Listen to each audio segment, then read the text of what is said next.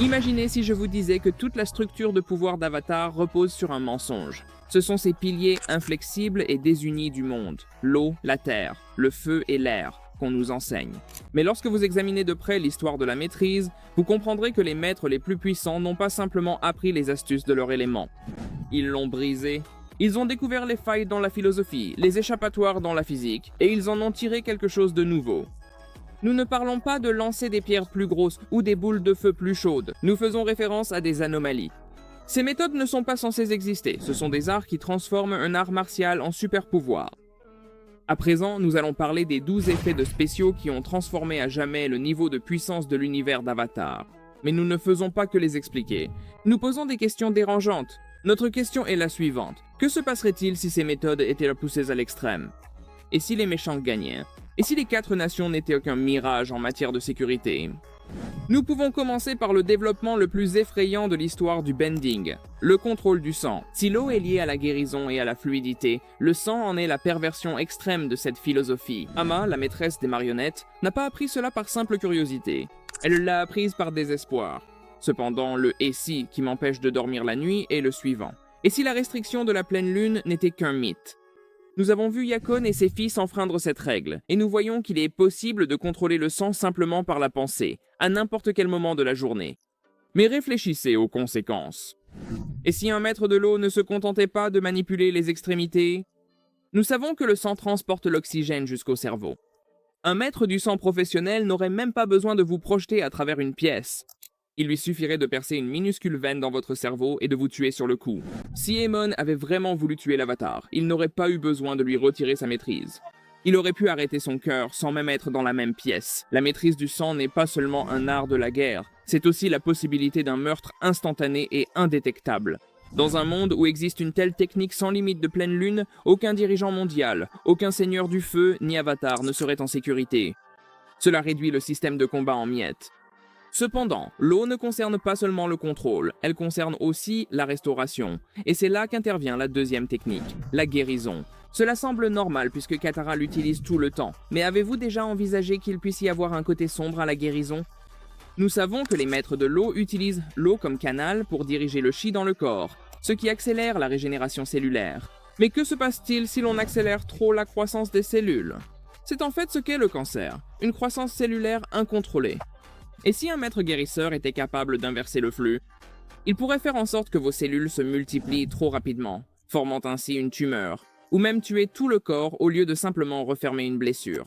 Nous considérons la guérison comme la classe bienveillante du monde d'Avatar, le genre de personne qui ressemble à un clerc.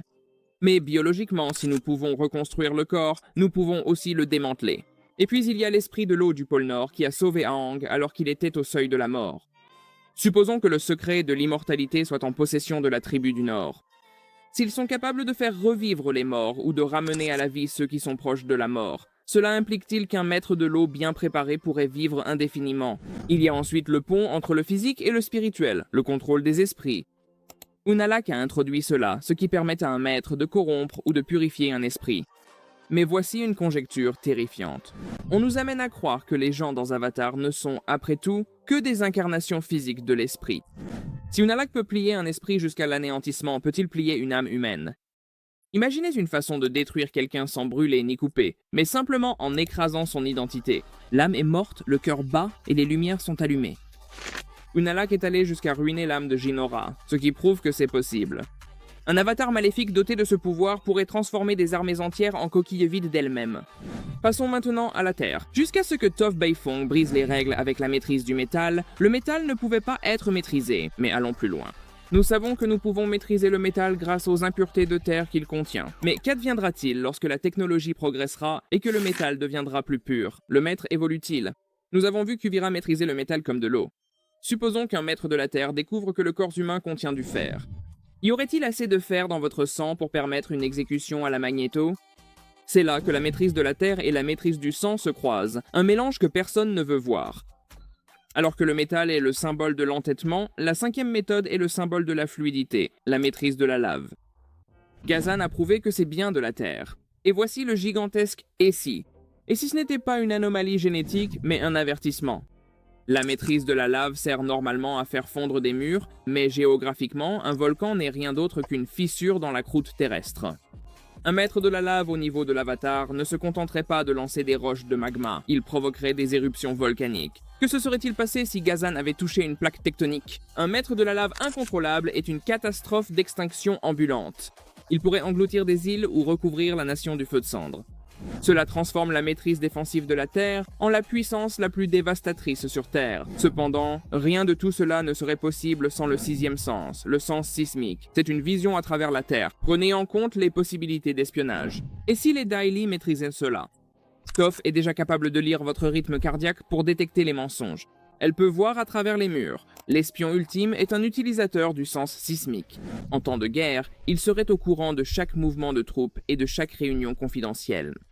Vous ne pouvez pas vous dissimuler face à une personne capable de ressentir le sol sur lequel vous vous tenez. C'est une méthode qui élimine l'effet de surprise en temps de guerre. La maîtrise du feu nous amène à la génération de la foudre. C'est un métier manuel à l'époque de Korra. Mais que deviendrait la foudre une fois industrialisée?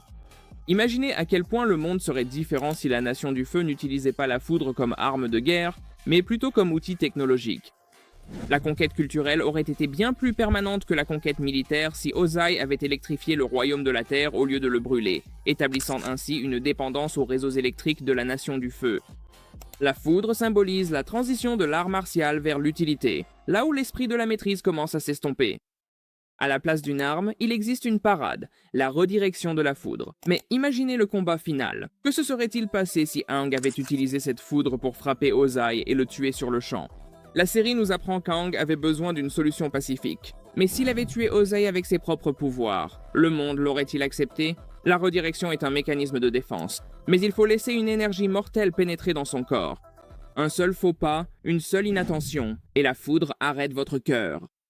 C'est le plus grand pari dans un monde corrompu. La 9e compétence est le fusil de précision d'Avatar, la maîtrise de la combustion. Nous n'avons vu que 2 utilisateurs. Mais d'où cela vient-il? Ce qui suit est une théorie sombre. Et si la maîtrise de la combustion était une tentative ratée de créer un avatar? Le chakra du 3e œil est le siège de la sagesse. Ces maîtres ont modifié leur corps chirurgicalement pour canaliser une puissance brute à travers ce point. Que se passerait-il si la Nation du Feu tentait d'ouvrir artificiellement les chakras pour créer des super soldats? Ce sont des armes vivantes, une méthode qui tue l'âme au profit de la puissance pure. Et maintenant, parlons de la liberté. Le 10e tour est la maîtrise de l'air, le vol. Le véritable vol sans soutien. Pour y parvenir, il faut relâcher ses attaches terrestres. Mais considérez la tragédie. Qu'aurait-il pu se passer si Aang avait réussi à faire cela? Il n'a pas pu. Aang aurait dû cesser d'aimer Katara pour pouvoir voler. Il aurait dû arrêter de se soucier du monde. Le « et si » ici est déchirant. Un avatar ne peut pas voler. L'avatar par définition est lié au monde pour le servir. Maîtriser le vol, c'est échouer en tant qu'avatar. Cela vous rend intouchable, mais cela vous rend aussi inhumain. La 11e méthode est la projection spirituelle. Jinora a maîtrisé cela, mais voici l'horreur. Et si vous restiez coincé dedans? Le corps physique doit être entretenu. Si l'esprit se projette trop longtemps, le corps meurt-il? Et lorsque le corps meurt, l'esprit devient-il un fantôme? Cela laisse le vaisseau physique sans pouvoir. Cela implique que les nomades de l'air n'étaient pas seulement des moines, mais aussi des touristes dimensionnels qui mettaient leur vie en danger à chaque méditation. Nous arrivons maintenant à la 12e méthode, celle qui précède les éléments, la maîtrise de l'énergie. Il ne s'agit pas de maîtriser un élément, mais de plier le code source de l'univers. Cependant, le dernier « et si » est le suivant.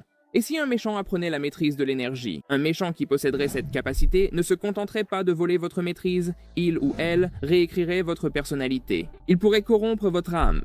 Il pourrait donner la maîtrise à des non-maîtres pour semer le chaos, ou retirer la maîtrise à l'ensemble du monde. Grâce à la maîtrise de l'énergie, un avatar pourrait réaliser un scénario « plus de mutants », effaçant la maîtrise de l'existence et éliminant définitivement les guerres. C'est l'option nucléaire. L'illusion de l'équilibre se brise lorsque l'on considère ces 12 techniques comme un tout. Avatar n'est pas en sécurité grâce aux 4 éléments. Il est en sécurité grâce à la rareté de ces techniques. Cependant, nous nous dirigeons vers une singularité. Que se passe-t-il lorsque ces anomalies deviennent la nouvelle norme? Que deviendrait un monde où tous les maîtres de la terre pourraient faire fondre la roche et où tous les maîtres de l'eau pourraient arrêter votre cœur? La chronologie d'Avatar avance en somnambule, vers un futur où les maîtres seront trop puissants pour vivre aux côtés des gens ordinaires. Le fait effrayant, c'est que la destruction n'a pas de limite. La retenue de ceux qui détiennent le pouvoir est la seule chose qui empêche le monde de sombrer. La retenue n'est pas une ressource inépuisable. Les fissures sont là, à découvrir la prochaine fois que vous regarderez un combat de maîtrise. C'est là que réside le potentiel glaçant de l'univers d'Avatar. Et si vous voulez savoir ce qui se passerait dans une chronologie où Aang ne se serait jamais congelé, abonnez-vous. Nous réécrivons les parchemins courbés, théorie après théorie.